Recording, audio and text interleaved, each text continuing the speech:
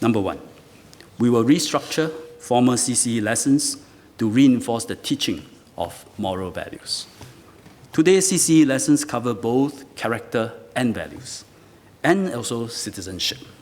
For primary 1 to 3, we will henceforth devote the bulk of CCE lessons to character and values. As the Chinese saying goes, 品德在先，学术在后, values before academics. We will emphasize respect and care for others, honesty, humility, and kindness. We must also learn resilience and courage.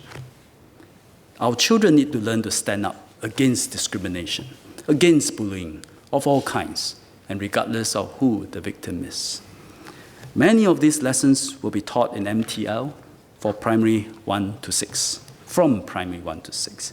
We will therefore better align CCE and MTL lessons, ensure that the standard of language is appropriate, and engage students in much more engaging ways. From P4 to 6, we will broaden existing form teacher guidance period to include national education and citizenship topics, values relevant to us as a nation. For these topics, it is more meaningful to have a diverse group of students from all communities, and therefore these classes will continue to be taught in English.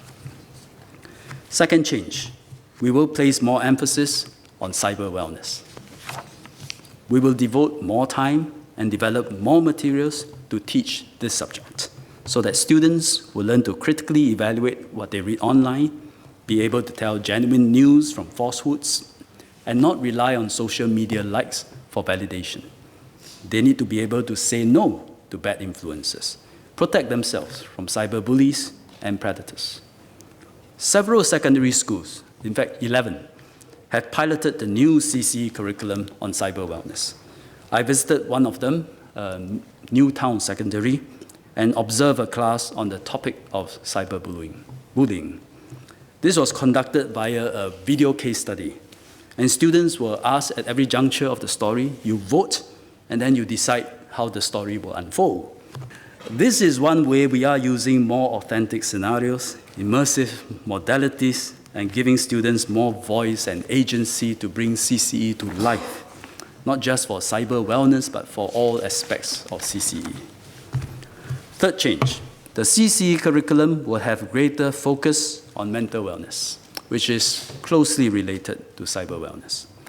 We already teach students social-emotional competencies today. The new CCE curriculum will seek to strengthen one important aspect, which is peer support. Second Minister Indrani will speak more on this topic.